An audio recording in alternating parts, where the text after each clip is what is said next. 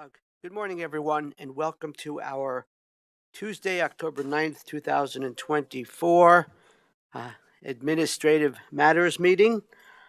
As is our tradition, we'll begin with the Pledge of Allegiance. Please join us. I pledge allegiance to the flag of the United States of America and to the republic for which it stands, one nation, under God, indivisible, with liberty and justice for all. Thank you all very much. My name is John Kafalis, Commissioner from District 1, currently the Chair of the Board of County Commissioners. I'm joined by my colleagues, Kristen Stevens from District 2 and Jody Sheddock McNally from District 3. Across the way, we have Deirdre O'Neill from the Clerk and Recorder's Office, who is recording the meeting, which of course is a public meeting, and also taking notes. We have Lori Kadrich, our Assistant County Manager, currently the Acting County Manager, and we have Sarah Martin from our Commissioner's Office. With that, we'll begin with public comment. Looks like we have some folks that have signed up in person. Looking at the sign-up sheet, it looks like the first person is Patty Thomas. And by the way, I may have said October 9th. I believe it's October 8th. So thanks. I want to correct that for the record. So Patty, I know you're here. Welcome. If you would be kind enough to come up and introduce yourself, and please do your best to stay within the 3 minutes if you can. Definitely. Thank you. Good morning. My name is Patty Thomas. It's spelled P-A-T-I for the record, Thomas. I am a Fort Collins resident and small business owner since 1999. On September 24th, 2024, after a precedent-setting 7-year legal battle in federal court, an historic ruling by the United States District Court of the Northern District of California has ordered the EPA to take regulatory action to eliminate the unreasonable risk to the health of children posed by the practice of water fluoridation. The verdict is a significant loss for the EPA and the promoters of fluoridation like the ADA and the CDC, because the court found that their claims of safety, made over 75 years, were in fact not supported by evidence. Senior Judge Edward Chen wrote, "The court finds that fluoridation of water at 0.7 milligrams per liter, the level presently considered optimal, poses an unreasonable risk of reduced IQ in children. The court finds there is an unreasonable risk of injury, a risk sufficient to require the EPA to engage with a regulatory response. In all, there is substantial and scientifically credible evidence establishing that fluoride poses a risk to human health. It is associated with a reduction in the IQ of children and is hazardous at dosages that are far too close to fluoride levels in the drinking water of the U.S. Reduced IQ poses serious harm. Studies have linked IQ decrements of even 1 or 2 points to things such as reduced educational attainment, employment status, productivity, and earned wages. Under the Toxic Substances Control Act, once the court rules that a chemical poses an unreasonable risk, the EPA is obligated by law to restrict or eliminate the risk." Quoting Judge Chen, "One thing the EPA cannot do is ignore that risk." I will be sending you that full ruling by email, so you'll have that. And we are here today to request that you stop fluoridation of our water immediately to eliminate the unnecessary risk to our children's health. Thank you. Thank you, Patty. Next we have, looks like Nancy Eason. Welcome, Nancy. It's been a while. Good to see you folks. I know, it is, actually. I wanted to give a copy of my testimony. Nancy, if you could get to the mic, please. Oh, and yeah. Oh.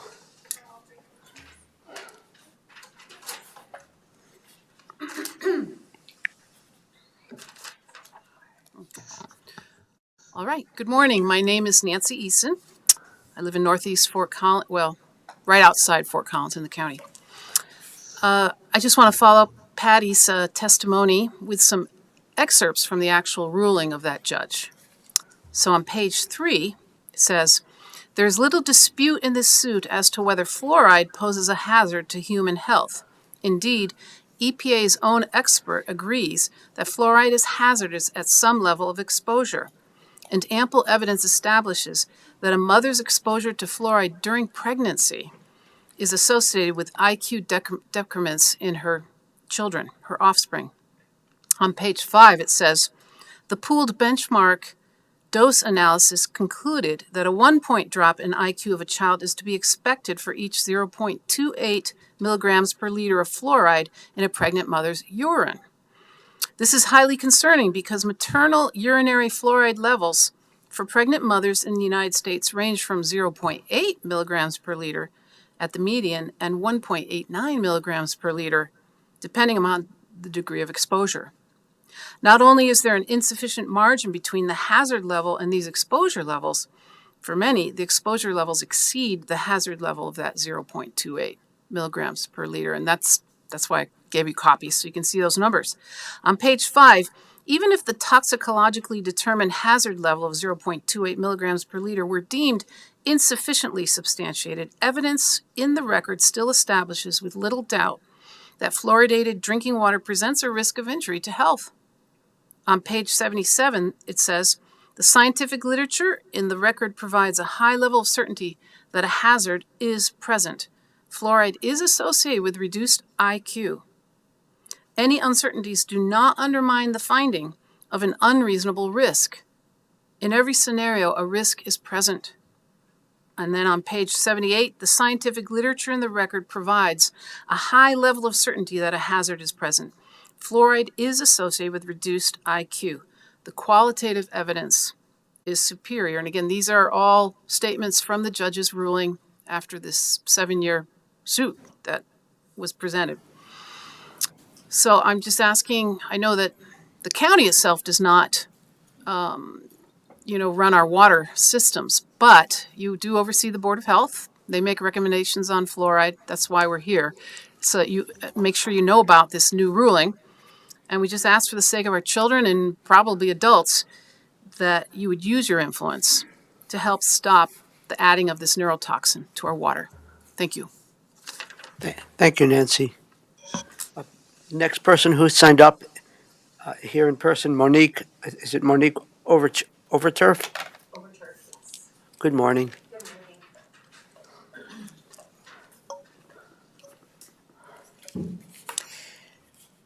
Hello, my name is Monique Overturf, and I'm a mother and a Fort Collins resident of 30 years.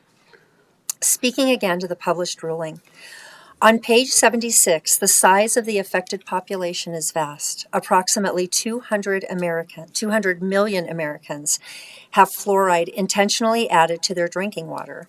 Other Americans are indirectly exposed to fluoridated water through consumption of commercial beverages and food manufactured with fluoridated water.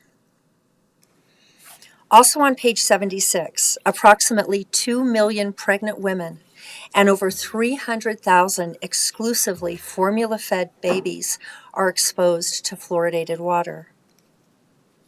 The EPA has found risks unreasonable where the population impacted was less than 500 people. The Fluoride Action Network's attorney, Michael Connett, said, "The court has done what the EPA has long refused to do. It applied EPA's risk assessment framework to fluoride. In an historic decision, and as we await EPA's rulemaking proceeding, policymakers would be well advised to ask, should we really be adding a neurotoxin to our drinking water? I say emphatically and without reservation, no, we should not be adding a neurotoxin fluoride to our water. We are medicating our populations without regard for dose. This is completely unacceptable and dangerous. The U.S. has the sickest population of most developed countries. Please stop fluoridation now. Thank you. Thank you, Monique. Next, we have Heather Ladenpera.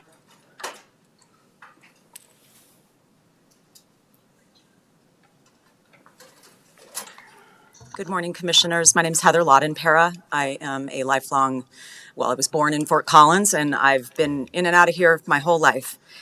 You will be receiving via email a link to a 6-minute video of Linda Birnbaum, former head of the National Institute of Environmental Health Sciences and the National Toxicology Program, speaking to water fluoridation.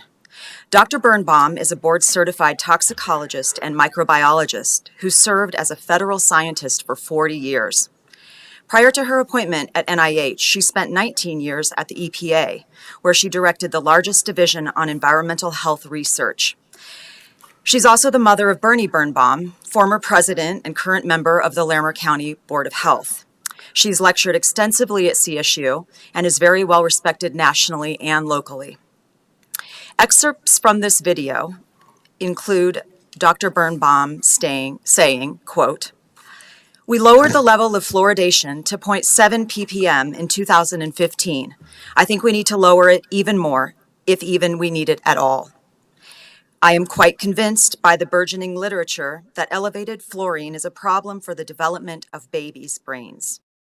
There is no good data today showing that fluoridation protects against cavities.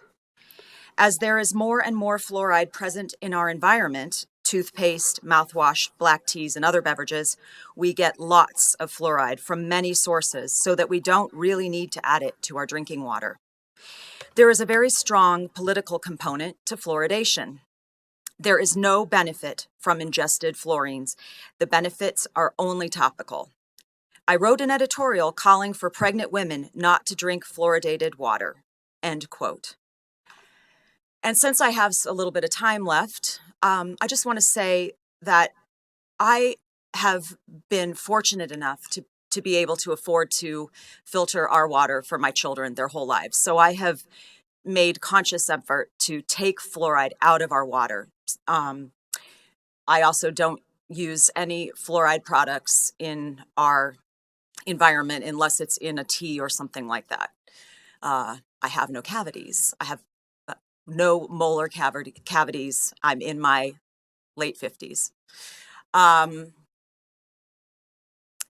This is not fair that I can do that for my children and the rest of the population is either unknowingly being fluoridated, or if they know and want it out, it costs a lot of money and it's not fair to the rest of the public. So I strongly recommend that you talk to our Board of Health, have them make recommendations to get this out of our water so that we can have a healthier, smarter population. Thank you. Thank you, Heather. The next person signed up is Laird Thomas. Welcome, sir. Howdy. Morning. My name's Laird Thomas. I'm a lifelong Colorado resident and studied water science at CSU. The court ruling is already having an impact on fluoridation policy. Over the past week, several water systems have suspended the addition of fluoridation chemicals to the public drinking water, directly in response to fluoridation being classified as an unreasonable risk. The first to act was the Yorktown Water District in New York, which provided water to over 50,000 people. Yorktown Supervisor Ed Lochterman announced on September 26, "In light of the federal ruling and the long-standing concerns expressed by many Yorktown residents, I've decided to suspend water fluoridation as a precautionary measure. Our priority is safety and well-being of our community, and we believe it is prudent to pause fluoridation to further assess its potential impacts." Yorktown's deputy supervisor added that children are our most precious commodity and need to be protected. Yorktown's the decision was applauded by the superintendent for the town of Summers, who said, "Removing fluoride from the Summers drinking water would give residents the freedom to choose their own sources of fluoride, and ensuring personal control over the health decisions. Additionally, concerns about long-term health risks from fluoride exposure supporting reevaluating its use in public water systems." Weber Basin Water Conservancy District in Utah, providing water to over 700,000 residents, announced that they're pausing water fluoridation on September 26. Also that week, the city of Abilene, Texas, suspended fluoridation for $130,000, saying that a suspension would do no harm and is implemented out of an abundance of caution to safeguard public health. A number of communities have initiated discussions and hearings following the rulings. Hillsborough, Florida, where Tampa is located and home to over 1.5 million residents. Wisconsin, Indiana, North Carolina, Washington, Oregon, Michigan, and more. The Fluoride Action Network is already working with bipartisan sponsors in multiple state legislatures to prepare legislation for the upcoming legislative sessions. In 2005 in Fort Collins, my wife Patty's group, Clean Water Advocates, placed an initiative to stop water fluoridation on the ballot. While it didn't win, it was clear that at least a third of the Fort Collins citizens want fluoridation to end. That it was almost 20 years ago. So considering this new ruling, it seems imperative that you do not delay. Please at least pause fluoridation immediately. Thank you. Thank you, Larry. Next we have, appreciate you folks being here. We next have Cindy Buckhart. Welcome, Cindy.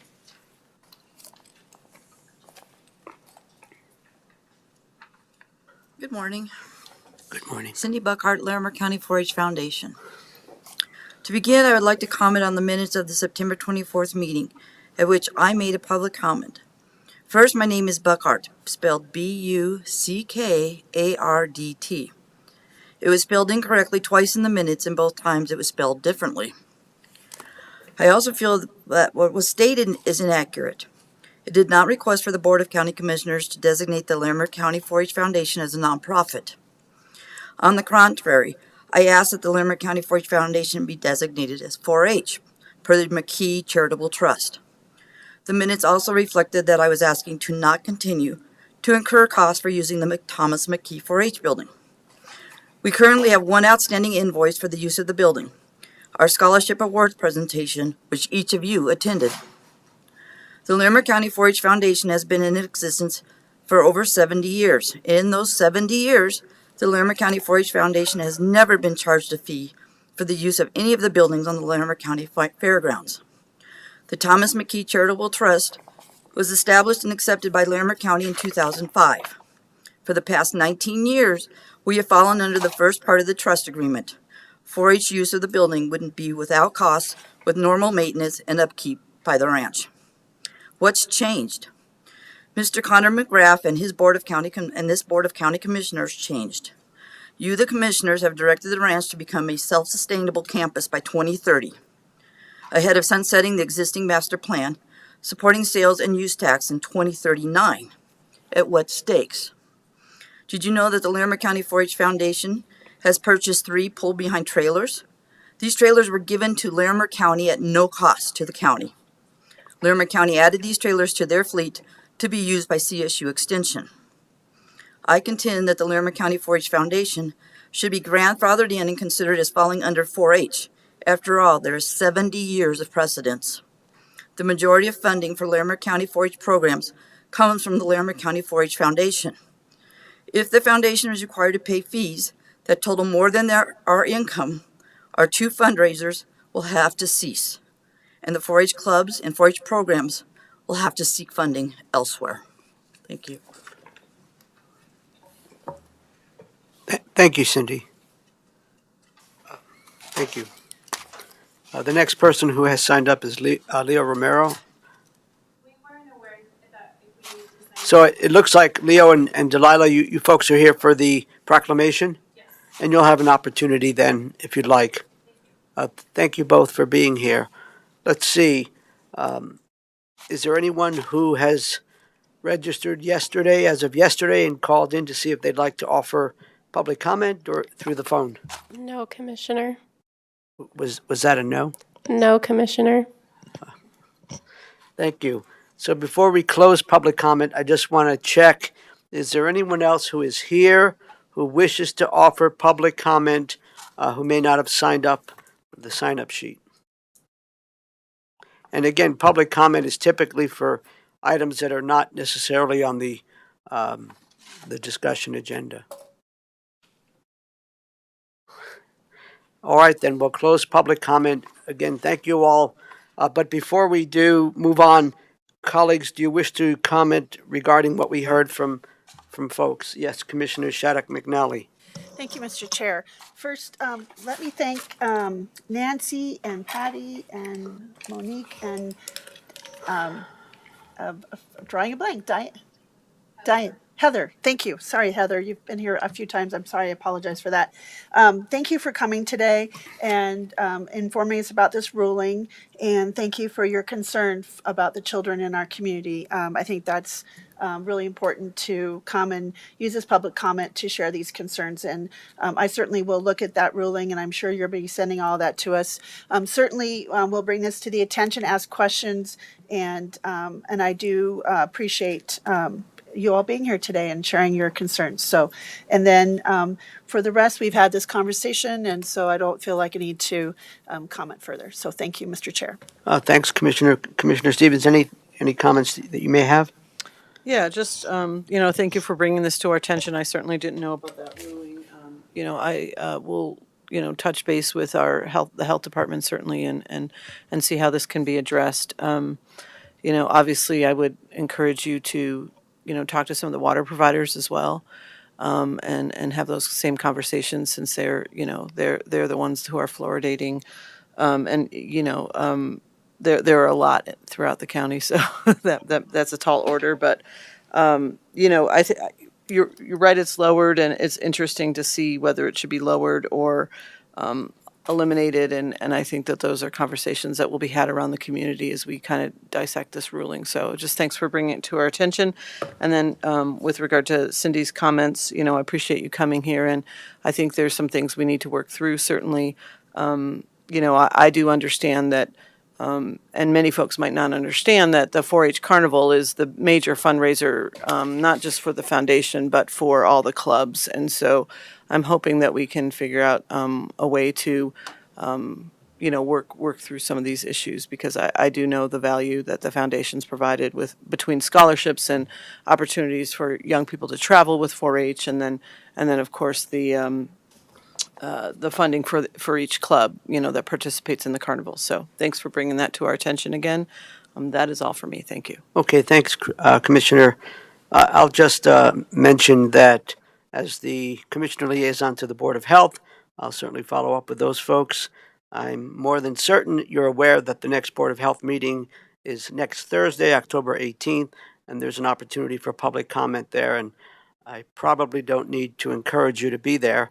But I'll certainly follow up, and it's interesting. You're reminding me of the connection with the NIH researcher and one of our current members on the Board of Health. So thank you for your comments and input. I did, regarding Cindy, I apologize that we misspelled your name a couple of times. Usually I check the minutes and usually I catch things, but I guess I don't always do that. So I certainly accept responsibility for that. We did respond to your request regarding the 4-H Foundation and 4-H Club and waiving some of the fees. I guess we'll need to continue to have conversations about that. So thank you. Not clear what the miscommunication is, but I think it was clear that as I understood things, we would not be able to do a waiver of those fees. And it is a directive from the commissioners that we try to be financially sustainable. Not at the expense necessarily of nonprofits or anything like that, but we are striving for that once the sales tax initiative expires in the next number of years. So, thank you all very much. Wishing you a good day. You're welcome to hang out. We'll next move on to approval of the minutes. I'll ask Commissioner Stevens to offer the motion. Yes, Mr. Chair, I move to approve the minutes for the week of September 20th, 2024. Thank you. And you said September 30th, correct? Yep, I had a bit of a misprint on my, September 30th. Thank you. Okay. Great, thank you. That's a proper motion. Further discussion or any discussion? All those in favor? Aye. Aye. Aye, that passes 3-0. I'll next go to Sarah to review the upcoming schedule, the commissioner schedule for next week. You're on, Sarah. This is the commissioner's schedule for October 14th through the 20th. On Monday, October 14th from 8 a.m. to 9 a.m., Commissioner Stevens will participate in the virtual Colorado Department of Transportation Statewide Transportation Advisory Committee and Transportation Commission Coordination Meeting. From 9 a.m. to 9:30 a.m., commissioners may participate in the virtual Colorado Counties, Inc. Public Lands Member County Meeting. From 11 a.m. to 12 p.m., commissioners will meet with Xcel Energy in the Commissioners' Conference Room on the second floor. From 12 p.m. to 1 p.m., Commissioner Shattuck McNally may participate in the virtual Colorado Forest Health Council Leveraging Resources Committee meeting. From 1:30 p.m. to 2:30 p.m., there will be a work session with Leslie Ellis, Director of Community Planning, Infrastructure, and Resources in the Commissioners' Conference Room on the second floor. From 3 p.m. to 6 p.m., there will be land use items with the Development Review Team. It's a hybrid meeting. In person, it'll be in the hearing room on the first floor or virtually via Zoom. On Tuesday, October 15th from 9 a.m. to 12 p.m., there will be an Administrative Matters meeting in the hearing room on the first floor. From 12 p.m. to 1:30 p.m., Commissioner Stevens may attend the Community Corrections Advisory Board meeting. It's a hybrid meeting. In person, it'll be in the hearing room on the first floor or virtually via Zoom. From 1:30 p.m. to 3 p.m., there will be Administrative Direction to County Management in the Sprague Lake Conference Room on the second floor. On Wednesday, October 16th, from 8 a.m. to 1 p.m., the Commissioners may attend the Larimer County Department of Natural Resources All-Staff Meeting at the Office of Emergency Management at 4872 Endeavor Drive in Johnstown. From 9 a.m. to 12 p.m., Commissioner Shattuck McNally may participate in the virtual Colorado Forest Health Council 30-year Vision Development. From 11:30 a.m. to 1:30 p.m., Commissioner Kafalis may participate in the virtual Counties and Commissioners Acting Together Public Health and Human Services Committee 2025 Planning Meeting. From 1:30 p.m. to 2:30 p.m., there will be a work session with Lori Hodges, Director of the Office of Emergency Management, in the Commissioners' Conference Room on the second floor. From 4 p.m. to 5:30 p.m., Commissioners Kafalis and Shattuck McNally may attend the Health District 30th Anniversary Open House at 120 Bristlecone Drive in Fort Collins. From 4 p.m. to 5:30 p.m., Commissioners Stevens and Shattuck McNally may attend the Colorado State University and Marvel Fusion Laser Center groundbreaking celebration at the Foothills campus at 3925 LaPorte Avenue in Fort Collins. From 5:30 p.m. to 8 p.m., there will be a regional elected meeting at the Center for Creativity at 200 Matthews Street in Fort Collins. On Thursday, October 17th from 7:30 a.m. to 9 a.m., Commissioner Shattuck McNally will attend the Thompson School District / Larimer County / Loveland / Berthoud Liaisons meeting at the Rialto Theater at 228 East 4th Street in Loveland. From 8 a.m. to 9:30 a.m., Commissioner Kafalis may participate in the virtual Housing Catalyst Board of Commissioners meeting. From 11 a.m. to 12:30 p.m., Commissioner Shattuck McNally may participate in the virtual Care for Colorado Quarterly Coalition meeting. From 3 p.m. to 4 p.m., Commissioner Stevens may participate in the virtual North Front Range Metropolitan Planning Organization Finance Committee meeting. From 3:30 p.m. to 5:30 p.m., Commissioner Shattuck McNally may attend the Estes Valley Planning Advisory Committee meeting. It's a hybrid meeting. In person, it will be at the Estes Valley Community Center at 660 Community Drive in Estes Park, or virtually via Zoom. From 6 p.m. to 8:30 p.m., Commissioner Kafalis will attend the Board of Health meeting. It's a hybrid meeting. In person, it will be at 1525 Blue Spruce Drive in Fort Collins, or virtually via Zoom. On Friday, October 18th, from 8:30 a.m. to 9:30 a.m., Commissioner Shattuck McNally may participate in the virtual Colorado Forest Health Council Legislative Committee meeting. From 9 a.m. to 11 a.m., Commissioner Stevens may participate in the virtual Middle Income Housing Authority Board meeting.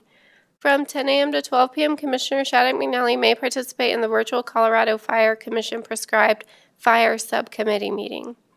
From 6 p.m. to 8:30 p.m., Commissioner Shattuck McNally may attend the Foothills Unitarian Church Climate Fridays at 1815 Yorktown Avenue in Fort Collins.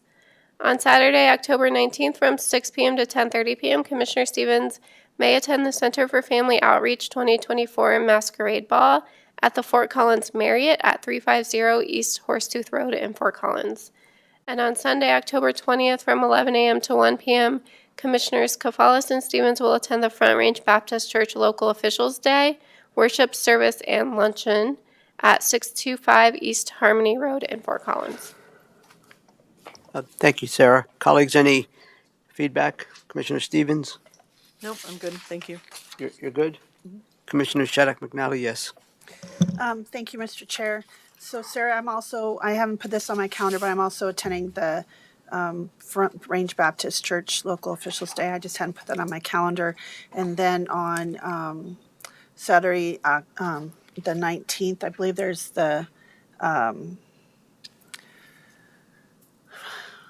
Habitat for Humanity event. I'm going to go to the beginning of that, and then I'm going to my high school reunion that evening. So that will be fun. And I think that's all I have. Thank you. Thank you, colleagues. Two things that from me. One is I would double check the Monday, October 14th land use hearing, 3 to 6. We received notice that the one item that was listed has been withdrawn, so we may not, I don't know how that's posted, but I don't think we have a meeting at 3 o'clock. The second thing is, I am planning to attend, at this point, I am planning to attend the Fort Collins Habitat for Humanity Homecoming Gala. I think it starts at 5:30. It's at Azatlan. I think you folks have information. I'm going to go to some of that. I can't stay up till 10:30. It's way past my bedtime. But I reckon I can stay up through the program. Okay, that's all I have. Thank you very much, Sarah. Thanks for your good work. We're also joined by Tom Clayton from our Public Affairs Office. It's good to see you, sir. Let's see. Oh, consent agenda. Okey doke, that's me. So consent agenda, routine administrative matters. We go through it in mass. If you're interested in the details of these documents and these agreements and so on, you can go online and see all the fine details. I will begin with the. And also, so I'll go through this quickly. Commissioners have the option of pulling something off the consent agenda, and then we would have more of a discussion. Otherwise, we really don't get into these items. The first item is an agreement, a fiber use license agreement, contract number 24-00014, Platte River Power Authority. This is a 5-year agreement with PRPA for fiber use leases from 2025 to 2029. The terms of this agreement, January 1st of 2025 through December 31 of 2029. The dollar amount, and again, this is between the county and Platte River Power Authority. The dollar amount is approximately $786,000, and this allows us to expand our options regarding broadband access, high-speed internet, to use their fiber optic lines to lease that space. The next category, appointments. Let's see. Recommended midterm appointment to the Poudre River Library District Board of Trustees, Rick Rivera. This individual is being appointed midterm appointment to the Library District Board beginning October 14th of this year, ending March 31, 2025. Then we have recommended midterm appointment to the Equity, Diversity, and Inclusion Advisory Board. The individual's name is I will do my best, Yasin Cheng. This person is appointed midterm to the EDI Board beginning today, ending June 30th, 2026. Then we have recommended appointment to the Larimer County Emergency Telephone Authority Board, LEDA Board. Under Sheriff Joe Shellhammer is appointed to a full term with the LEDA Board beginning January 1 of 2025, ending December 31, 2026. Moving right along, liquor licenses. We have 3 of those. They're all renewals. Well, actually, no, 2 are renewals. One is a special events permit. The first liquor license renewal. This is the Four Season liquor store. It's a retail liquor store license approval and issuance. This is in Fort Collins. The second is a special event liquor license permit, 6%. The 52nd Annual International Experiential Education Conference Association. That's a long name. Estes Park, 6% special event permit approval and issuance. The third is a liquor license renewal for the Hacienda Real restaurant, hotel and restaurant license approval and issuance. Moving on to miscellaneous. The first item is a 2025 legislative priority adoption. There's information about this, but basically, the county commissioners have agreed to take this on as a legislative priority. Two bills in the upcoming 2025 session. Representative Joseph's bill creating a statewide on-bill repayment program for energy efficiency upgrades. And bill number 3 from the Wildfire Matters Interim Committee entitled Forestry and Firefighter Workforce and Education. So we'll be engaging with those two pieces of legislation. Next, we have rules and bylaws, Larimer County Board of Appeals, recommendations updating the bylaws for the Board of Appeals, and that's that. Next, we have under miscellaneous certification, Hammonds in Loveland, Embassy Suites signed a lease in 2007. Allows the hotel to operate on county-owned property at the ranch. This is adjacent to the ranch and the interstate. Time to time, lenders work with this Embassy Suites, require verification of the basic terms of the lease, and that all payments and other obligations are current. This certification document provides that verification and is customary in the commercial landlord-tenant context. Under the terms of the 2007 lease, with the Embassy Suites, the county is required to issue this certification. Last category is resolutions. They're all what are called findings and resolutions, and these are approving similar kinds of things regarding cell towers, installing on 4 different locations, AI technology to help us better monitor wildfires. There are 4 of those. Different locations in the county. One is at 3519 Minuteman Drive. Second is at 13938 West County Road 18E. Third is 9375 Gold Mine Road. And the fourth is 740 North County Road. And again, these are all cameras. There are restrictions on how the data is to be used, and it will help us to be proactive when it comes to monitoring wildfires, which is definitely a risk.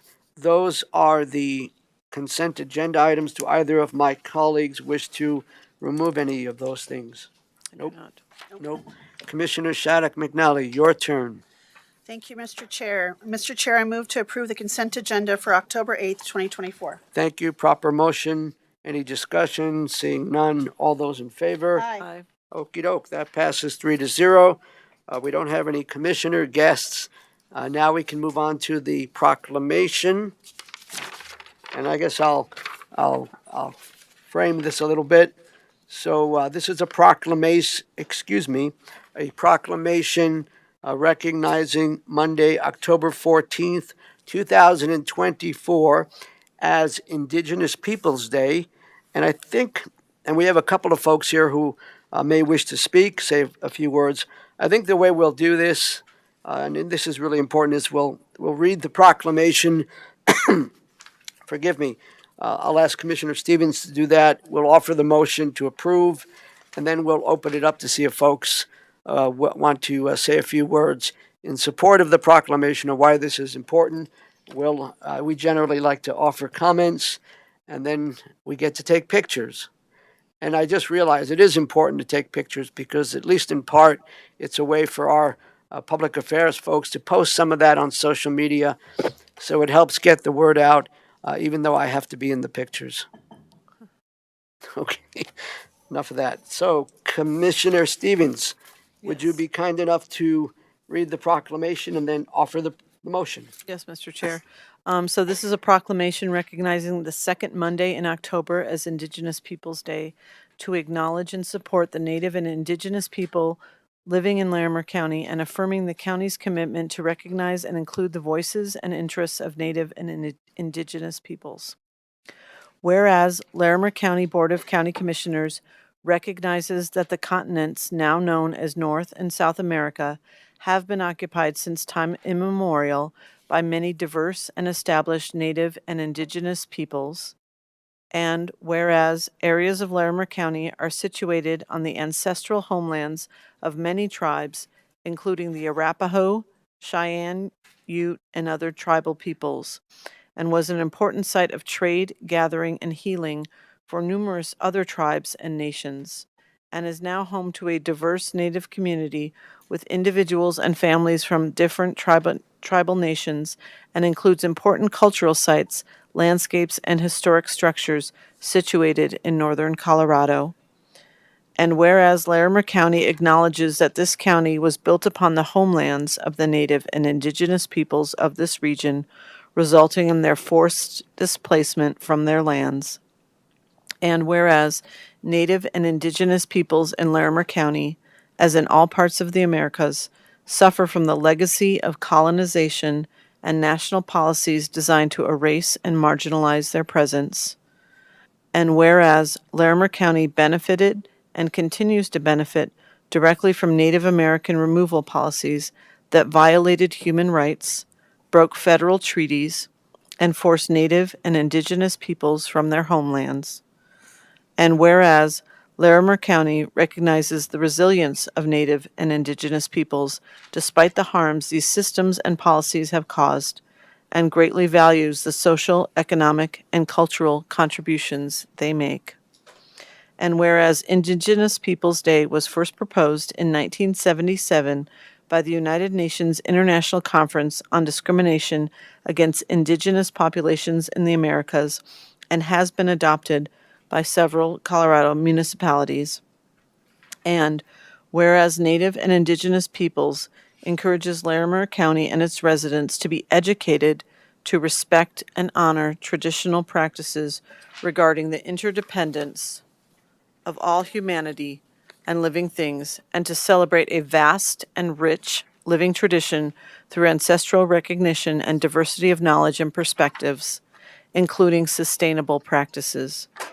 And whereas Larimer County promotes the closing the equity gap for Native and Indigenous peoples through policies and practices that respect sovereignty and Indigenous self-determination aligned with the United Nations Declaration on the Rights of Indigenous Peoples, also known as UNDRIP, which establishes a universal framework of minimum standards for the survival, dignity, and well-being of the Indigenous peoples of the world, and elaborates on the existing human rights standards and fundamental freedoms as they apply to the specific situation of Indigenous peoples.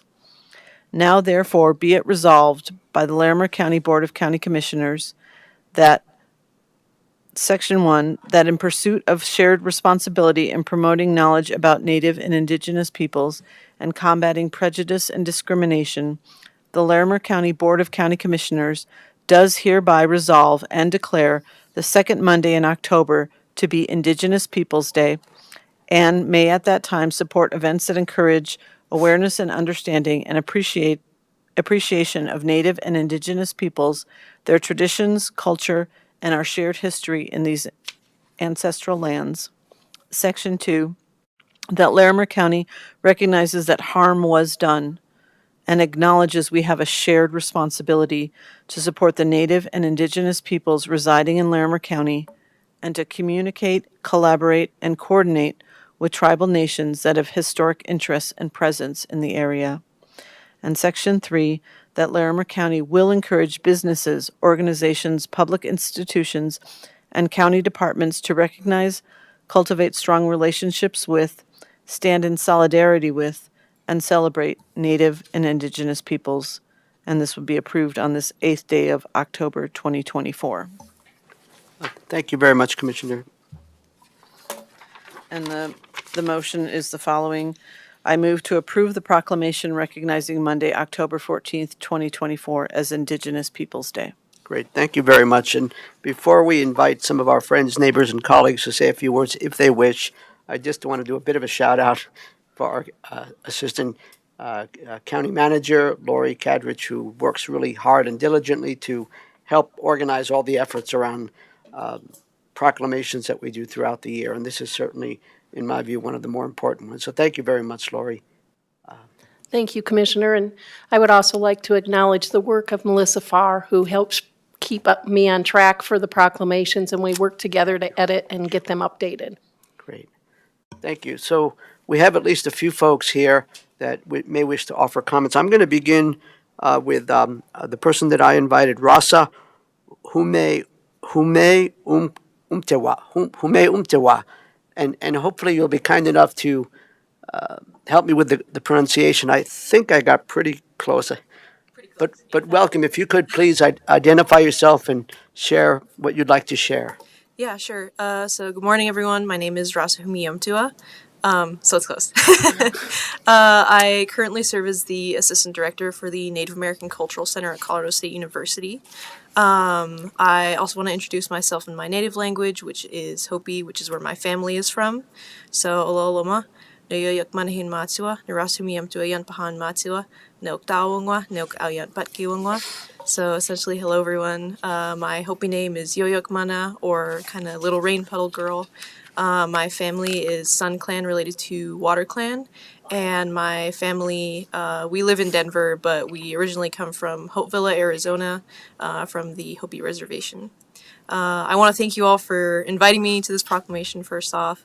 It's really great to see. I saw a prior one. I can't remember which one it was, but I know I've been here before, so it's great to be back and, to continue to see the push for uplifting our Native community that's here, and even in the state too, right? This goes beyond just Larimer County, and so I'm really grateful to be able to be here and to see this action sort of come to fruition, and seeing just our Native futures, both our pasts and our presents as well, just really uplifting that and seeing that continue to be cared for and, like I said, uplifted is really great. So thank you, Pasquale. Thank you, Rasa. Delilah, would you like to come up? Welcome.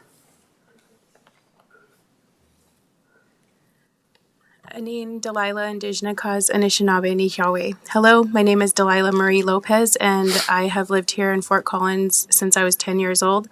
I'm an enrolled member of the Chippewa Cree tribe from Rocky Boy Reservation in Montana, and I also worked with Rasa at the Native American Cultural Center at CSU, and I recently graduated in May of this year with my degree in Ethnic Studies and minor in Indigenous Studies.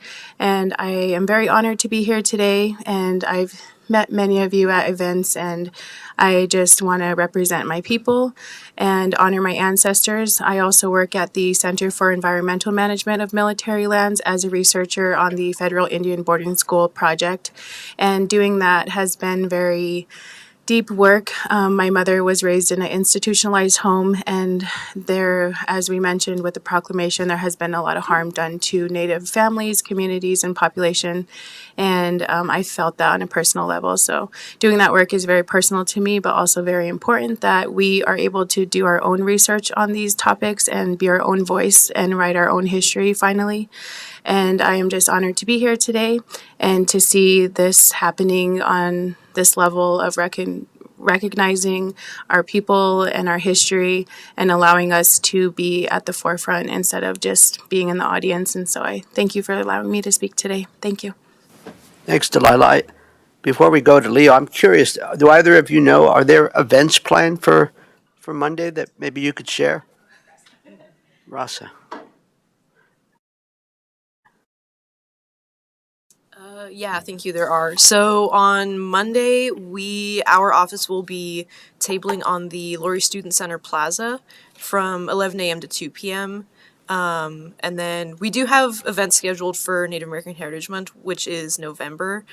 We still have yet to release the calendar for that, but tabling, we'll be doing that on Monday. If we go to your website, the CSU Native American Cultural Center, will that information is there or will be there? It will be there, yes. Can you share that website? Do you have it memorized? Yes, I do. It's just nacc.colostate.edu. Great, thank you. Thank you. Leo, did you want to share some words? Oh, yes, Delilah. What, I'm sorry. So sorry. One of our events for Native American Heritage Month is the annual ACES Powwow, which is the American Indian Science and Engineering Society. This year's will be the 40th, so I really encourage you all to come. It'll be really cool. That will be November 2nd from approximately 11 a.m. to around 10 p.m. It is all day. There's not really any specific set times for anything. There will be a dinner break at 5 p.m., so there's a grand entry which happens at around noon, and then one at 7 p.m. So, and Is it's this totally the one that free. at where is this, at Lori or at? It will be, yeah, correct. It'll be in the Lori Student Center in the ballrooms A, B, C, and D, which is on the 3rd floor. Great, thank you. Thank you. Leo, did you want to share anything? No. Okay. Just here for support and, It's always good to have support. Karen, I see that you're here. Would you like to say anything? You're here for support as well? I hope the Raptors are doing well. Good. Okay. All right. Let's see. Commissioner Shattuck McNally, comments, questions, perhaps? Thank you. I don't have any questions, but I do want to thank you all for being here today. It is really an honor to have you here to be with us and to celebrate this important day. Russ, it's really great. You have been here before, and I appreciate you updating some of those events. I need to write that down again so I can attend if I may. Delia, it's just a pleasure to see you again and again and again. You have been very present in the community. I remember the first time we met, I think we met at Jane Fonda's event at CSU during the Democracy Showcase. And I'll never forget that day. I think the gentleman sitting next to you was there as well. So it was really a lovely day. And I am just inspired by your resiliency and your dedication and your determination and the work that you do. And I appreciate that so much. I think this is a really important day because we do need to recognize and elevate and amplify the contributions, resilience, and sovereignty of the Indigenous peoples in our region and the United States, because there was harm done. And we need to recognize that and be a part of that healing and help promote that healing. And I want to just share a little bit on the Colorado Forest Health Council, which I'm a member of, and I'm really proud that Governor's appointed me again. We do have designated members from Indigenous groups. We have the Ute Mountain Ute Vice Chairman Sylvan White Skunk, and we have put into some of our recommendations, making sure on one of the subcommittees that was mentioned earlier, we do look to gather wisdom and practices and input from Indigenous practices from beneficial fire and how the Indigenous, especially the Ute Mountain Ute tribe, have taken that on into their sovereign nation. So that it's important. I just wanted to let you know we are actually incorporating some of those voices and those recommendations. So it's really an honor to work alongside Sylvan White Skunk, and he is a hardworking individual for his community. So I just wanted to share that it's some work that I think is really important that we're doing at the Forest Health Council. So and I just wanted to thank you all. This is a really powerful proclamation, and again, thank you, Lori and Melissa, and the ADI board that looked at this. It's really important for us to recognize this day, and I'm just grateful for this opportunity, and I hope to continue to partner with you all, and thank you for your voices and for the work that you do, and pleasure to see you all. Thank you. Thank you very much, Commissioner. Commissioner Stevens, your thoughts? Yeah, just thank you, Rasa and Delilah, for being here. We really appreciate your words. It really, makes this more, this proclamation come to life more to have you here with us. And, as Commissioner McNally says, we have a lot of wrongs to acknowledge, that we've done to Indigenous and Native peoples. And this is not only, acknowledging those, but also a commitment to do better. And so we thank you for reminding us of ways that we can do better, ways that we can connect with and celebrate Native cultures, and certainly look forward to attending some of the events on campus. When I was on campus, it was it was great to have those events in the month of November, and I remember those fondly. So I definitely would like to return and participate. I think that we still have a lot of work to do, and so that's why we formed the Equity, Diversity, and Inclusion Board, is because we know there's a lot of work to do. So, do we have policies, and for future policies that we make, that we really need to make sure that we're paying more attention to this, to people who have lived here before, for out of respect, and even for the naming of our when we were looking for naming our new natural areas, to make sure that we're consulting with tribes that have lived in the areas around traditional names. And so the work continues. It's not done for sure. And I don't know that there's any way to right the wrongs, but there is the commitment to do better going forward. So be in touch with us if there's anything that we can do to help, or you see us going astray, or you want to interact with our equity board.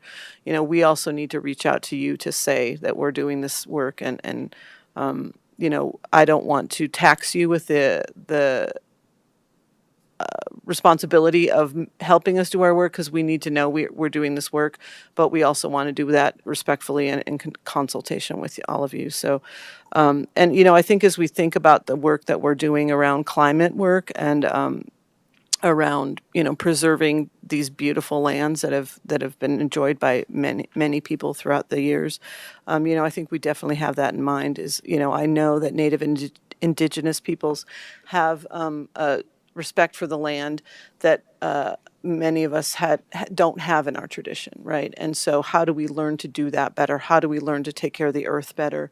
That is something that we can look to folks who've done that caretaking for a millennia, and really kind of use that as the example of how to do better. So I think that definitely informs the work that we do around our climate action plan, around all the preservation of lands that we do.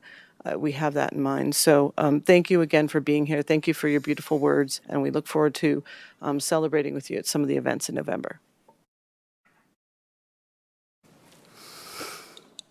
Thanks, colleagues. I'll just say a couple of things. First of all, gratitude for you all taking the time to be here, somewhat on short notice for some. I think we're all very, very grateful for that. It's more meaningful that you're here, frankly, and so thank you for that. I agree with my colleagues. I think that First Nation people have taught us much and have a lot to teach us. And for me, some of the core values, as I understand them, in terms of stewardship and the relationship between the land, the air, the water, I think that has a lot to help us in terms of our actions today, how they might impact seven generations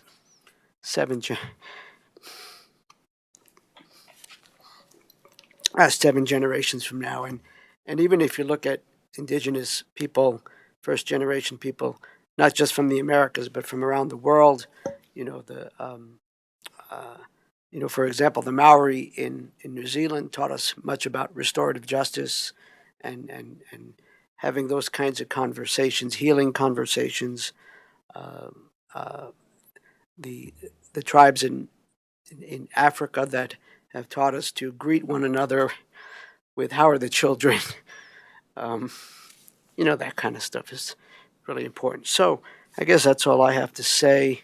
Appreciate you all being here. Appreciate our friends on the other side. Kind of keep an eye on things.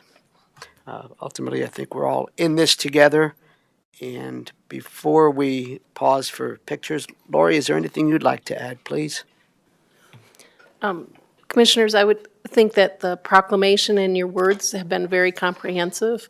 I do think it's important that the community recognize, though, that we also, with all of our open spaces, do an inventory of the lands to ensure that we recover anything of cultural importance, especially for the Indigenous populations, and that CSU has been very helpful in that work and has cataloged and retrieved many of the artifacts at CSU, and so we really appreciate that partnership. Thank you very much. Let's see, we do have a motion on the table that, and I don't believe we voted. Sometimes I forget about these things.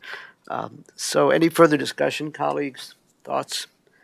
There is a motion before us. All those in favor? Aye. Aye.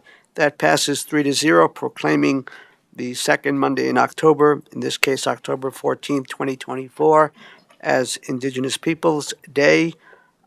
We'll pause our broadcast for a couple of minutes and we'll do pictures.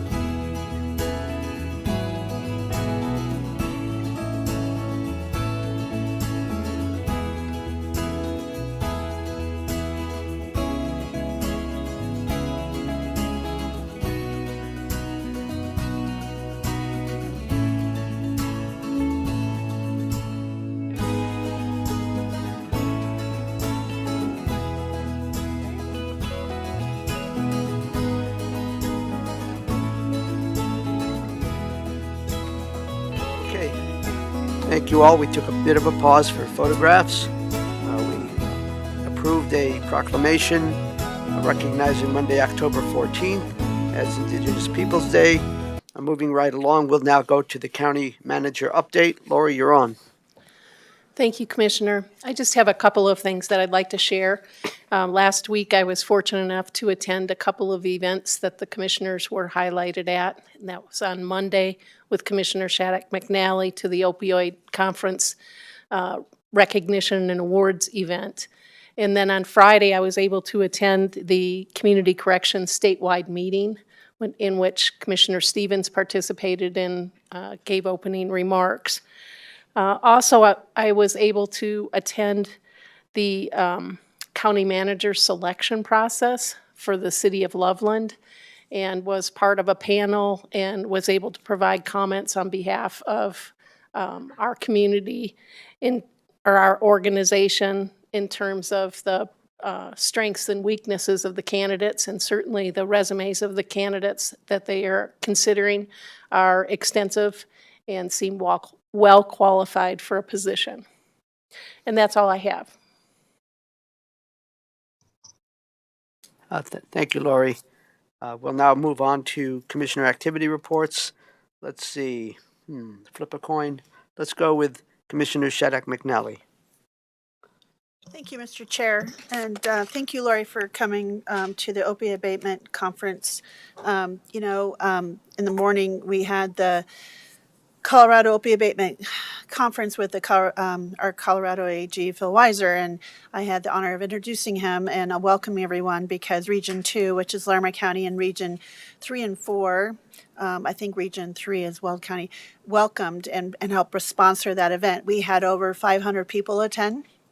And it was a really great conference. And then we had the dinner that the commissioners helped sponsor that evening. And that was, I think, way over 200 people. And so I was sad I couldn't stay the whole evening, but I appreciate you coming. And we had people from the Board of Health and organizations, and that partnered with the event the next day, Rethinking Addiction, which had over 600 people sign up. And that was a very well attended event. And I appreciated the opportunity to participate in both.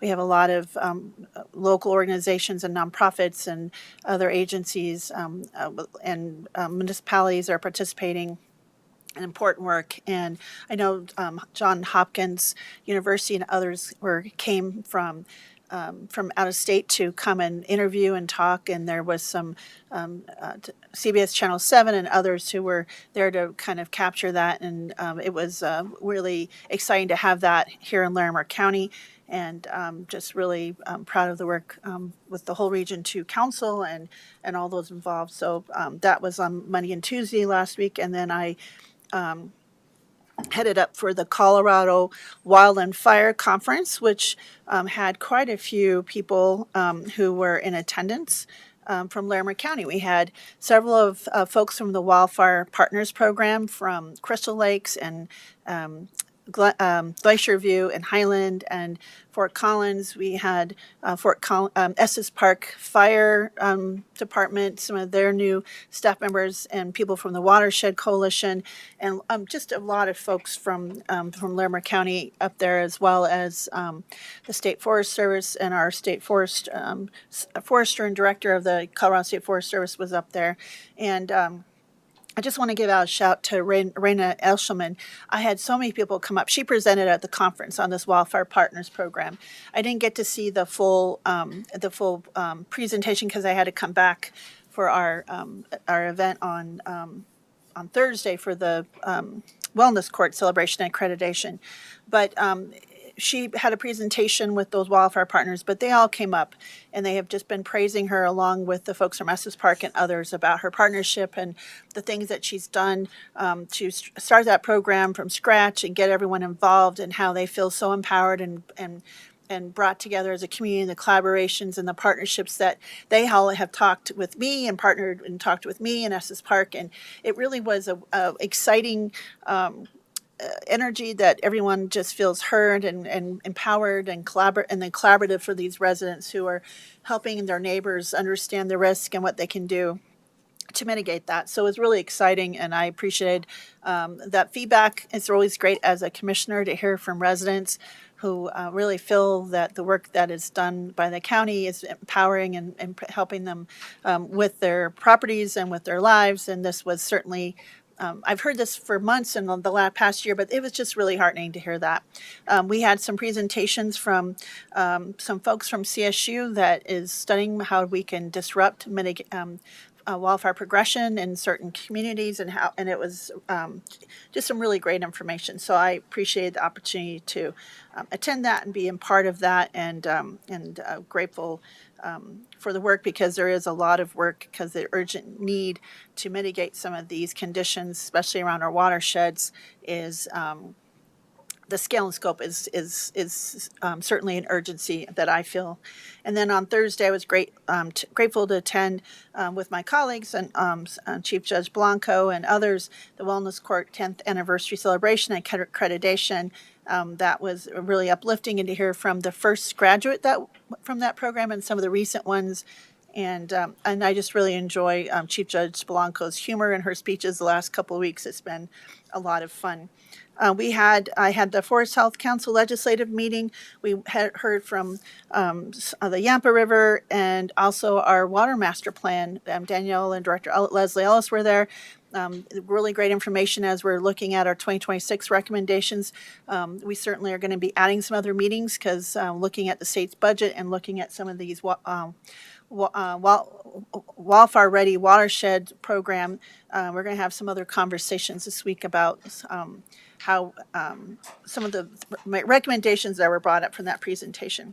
And then, of course, we had our CCI Legislative Committee and Membership meeting. That was pretty robust. I'm sure you all know, but just pleased that one of our legislative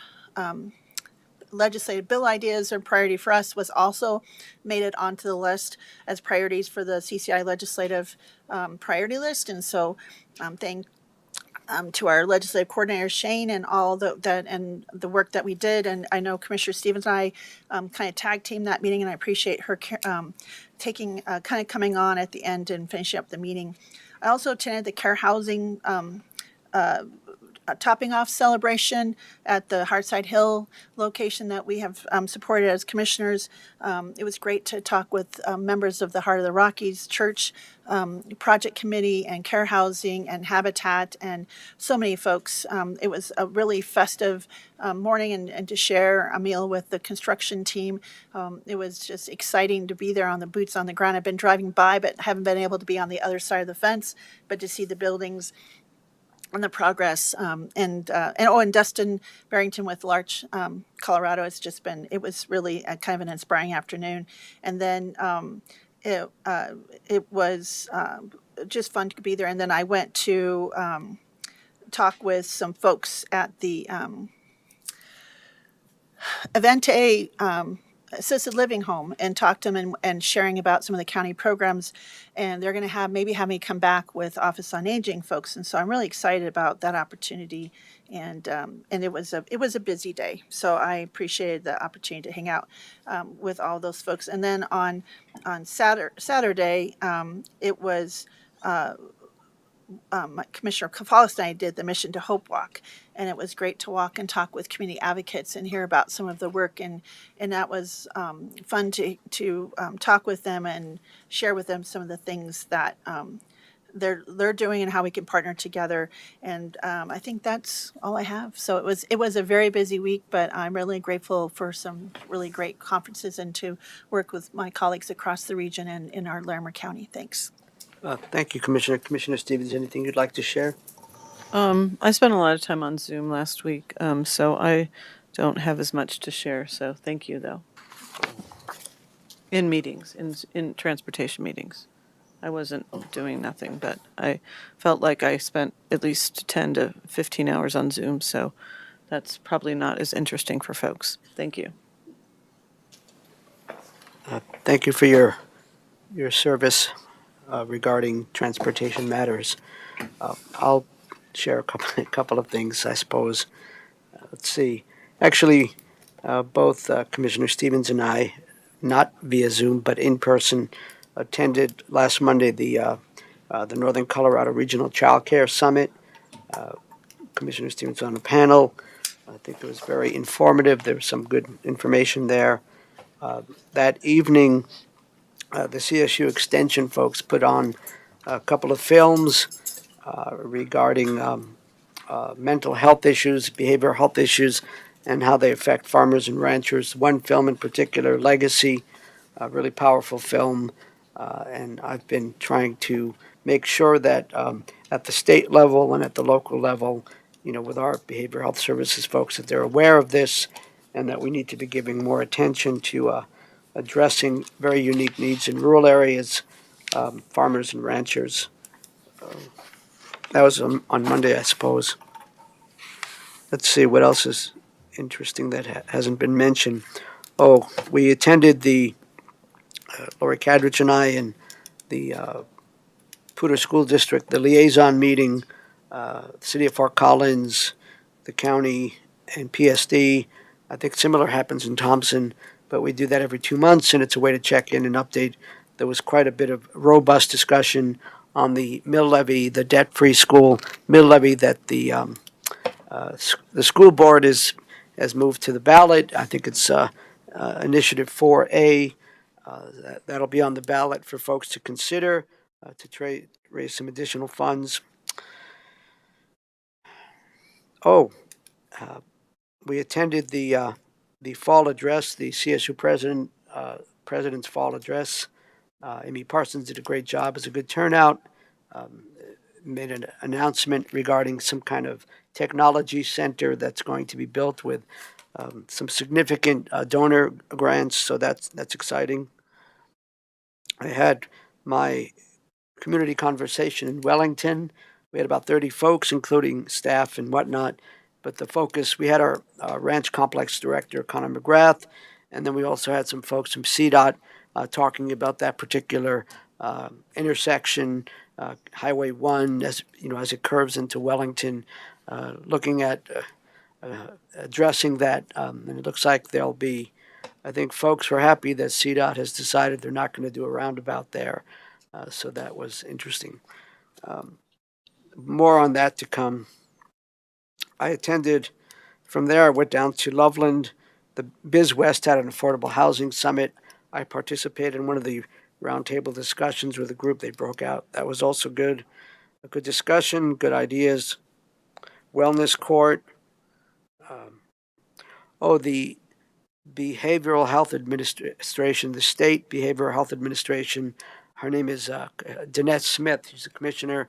They had a community meeting at Northside Ozatlan, and there were folks there to get input from us about their priorities. I was able to sit with folks from the Spirit Crossing Clubhouse, and that was fun, and kept pushing this rural ag thing that they need to be paying attention to. State Board of Human Services on Friday.